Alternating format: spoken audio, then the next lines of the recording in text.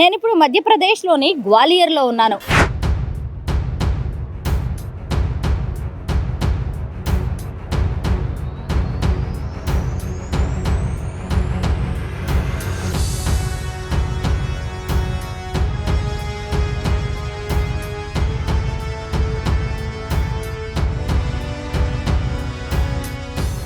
Gwalior fort నుంచి కిందికి దిగుతుంటే ఇక్కడ గోపాచల పర్వత శ్రేణుల్లో జైన్ మాన్యుమెంట్స్ ఎంతో అద్భుతంగా ఉంటాయి. వీటిని జైన్ కార్వింగ్స్ అంటారు. కొండల మీద తీర్థంకరుల విగ్రహాలని చెక్కడం అనేది జరిగింది. ఇంత అద్భుతాలను ప్రతి ఒక్కళ్ళు ఒక్కసారైనా చూసి తీరాల్సిందే.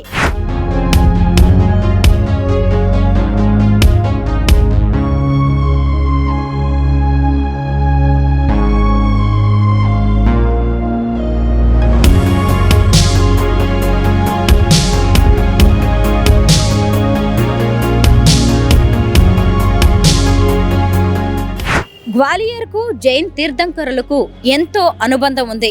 గ్వాలియర్ ఫోర్ట్ను ఆనుకొని అతి పెద్ద గోపాచల పర్వత శ్రేణులు ఉన్నాయి. వీటి మీద జైన తీర్థంకరుల శిల్పాలను పద్మాసనంలో కూర్చుని ఉన్నవి, అలాగే నిలబడి ఉన్న శిల్పాలను చెక్కడం అనేది జరిగింది. చూడొచ్చు మీరు ఎంత పెద్ద పెద్ద జైన తీర్థంకరుల విగ్రహాలు ఇక్కడ ఉన్నాయో. వాటితో పాటు ఏనుగుల బొమ్మలు, నాట్యాలు చేస్తున్న అప్సరసలు, అలాగే నర్తకీ మణుల విగ్రహాలు కూడా ఇక్కడ ఉన్నాయి. కాలక్రమేణా ఇవి తమ రూపును కోల్పోయిన ఒరిజినాలిటీ మాత్రం అలాగే ఉంది. అయితే వీటిని 7 నుంచి 9వ శతాబ్దం మధ్యలో చెక్కినట్టుగా చారిత్రక ఆనవాళ్లు కనిపిస్తూ ఉన్నాయి. గ్వాలియర్ ఫోర్ట్ చూడడానికి వచ్చే చాలా మంది టూరిస్టులు ఇక్కడ కూడా వస్తూ ఉంటారు.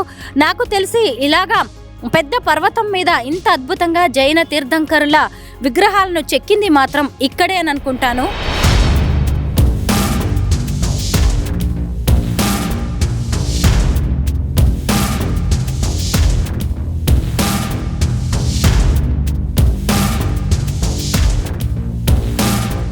గ్వాలియర్కు జైన తీర్థంకరులకు ఎంతో అనుబంధం ఉంది.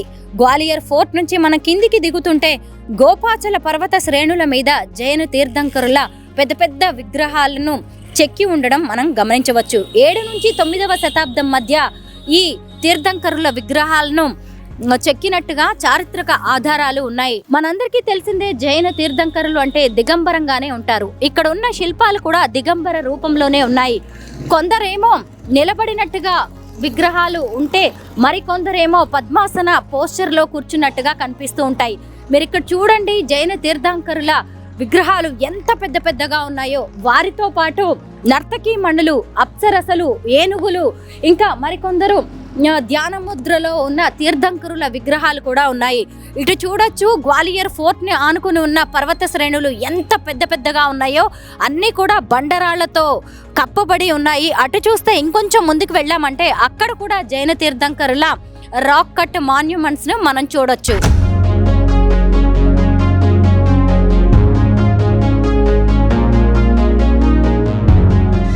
ఈ జైన తీర్థంకరుల రాక్ కార్వింగ్స్ చూడడానికి ఎక్కడెక్కడి నుంచో టూరిస్టులు తరలి వస్తున్నారు. ఫారినర్స్ కూడా చాలా మంది మనకి ఇక్కడ కనిపిస్తున్నారు. జైన తీర్థంకరులకి సంబంధించిన ఈ శిల్పాలను ఏ రాజు చెక్కించారు అనేది సరైన చారిత్రక ఆధారాలు లేకపోయినా కానీ ఇక్కడ ఉన్నవి మాత్రం అరుదైన శిల్పాలుగా చెప్తున్నారు. అయితే స్థానికులకు దీనికి సంబంధించిన చరిత్ర కూడా చాలా మందికి తెలుసు.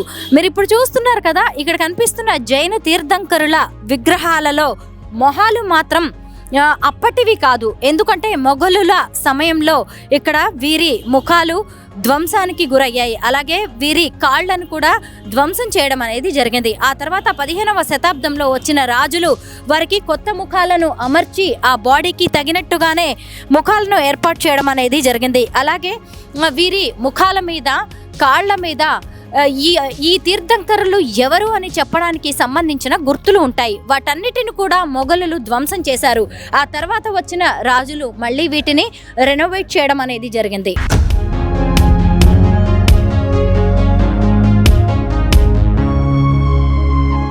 గ్వాలియర్ ఫోర్ట్ నుంచి ఇలా దిగుతూ వస్తుంటే ఇక్కడ గోపాచల పర్వత శ్రేణుల మీద ఉన్న తీర్థంకరుల శిల్పాలను మనం చూడొచ్చు. అసలు ఎంత అద్భుతంగా ఉన్నాయో, అసలు వీటిని ఎలా చెక్కగలిగారో కూడా అర్థం కావట్లేదు. పైనుంచి కొండల మీదుగా వాటర్ కిందికి జారుతూ ఉంది.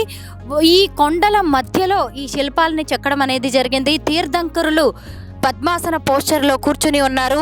కొంతమంది ముఖాలను చెక్కివేయడం అనేది జరిగింది. ఇందాక మనం చెప్పుకున్నాం కదా, మొఘలుల దండయాత్రల టైంలో మొఘలులు ఇక్కడ కోటని స్వాధీనం చేసుకున్న సమయంలో తీర్థంకరుల విగ్రహాలను కూడా ధ్వంసం చేశారు. ఇటు చూడొచ్చు ఎంత పెద్ద తీర్థంకరుల విగ్రహం ఉందో. ముఖ్యంగా వీటిని చూస్తుంటే ఎంతో అద్భుతంగా అనిపిస్తుంది. ఇలాంటి వాటిని మళ్ళీ మనము ఎక్కడో కానీ చూడలేము. ఇంత పెద్ద విగ్రహాలను చెక్కిన శిల్పులు ఎంత గొప్ప వాళ్ళై ఉంటారో అనిపిస్తుంది. పర్వత కింద భాగం నుంచి మీరు ఆ పాదాలను చూడొచ్చు, ఎంత కింద ఉన్నాయో, ఎంత పెద్దగా ఉన్నాయో. అక్కడి నుంచి ఒక రాయిని చెక్కి శిల్పంగా మార్చడం అంటే మామూలు విషయమా? ఎంతమంది శిల్పులు, ఎంతమంది కళాకారులు వీటిని చెక్కడానికి కష్టపడి ఉంటారో కదా. ఆనాటి శిల్ప శైలి, ఆనాటి అభిరుచి, ఆసక్తి అనేది ఇప్పటికీ కూడా ఇలా సజీవంగా నిలిచి ఉంది. భావి తరాలకు మన చరిత్రను చాటి చెబుతోంది. ये जो जैन मूर्तियाँ आप देख रहे हो यहाँ पे, ये बहुत रेयर होती हैं। अफ़गानिस्तान में मिलते हैं, अजंता एलोरा मिलते हैं, पेट्रा में मिलते हैं, तो ये रेयर हैं। हर जगह आपको बुद्धिस्ट, जैन और हिंदू मूर्तियाँ मिलेंगी, लेकिन यहाँ स्पेशली सारी जैन मूर्तियाँ मिलती हैं। क्योंकि एक राजा हुए जो हिंदू थे लेकिन जैनिज़्म को ज़्यादा प्रमोट करते थे, क्योंकि Jainism is a business class, और राजा को अगर एट ए टाइम किसी फाइनेंशियल एड की ज़रूरत पड़े तो वो हमेशा बिजनेसमैन से कांटेक्ट करते थे। अगर आप किसी से कुछ ले रहे हैं तो उसको कुछ ना कुछ देना ही पड़ता है। तो ये ज़मीन राजा की तरफ से जैन कम्युनिटी को दी गई, इसलिए ये सारी जैन मूर्तियाँ बनी हैं। लेकिन ये जितनी भी जैन मूर्तियाँ दिख रही हैं, इन सब के चेहरे तो बाबर के समय में तोड़े गए, और कुछ चेहरे इसमें नए दिखते हैं, वो रेस्टोर किए गए हैं बाद में। तो जो चेहरे हैं वो नए हैं, बाकी बॉडी ओरिजिनल है। और हर जैन मूर्ति के साथ में एक निशान होता है जिससे उसकी पहचान होती है।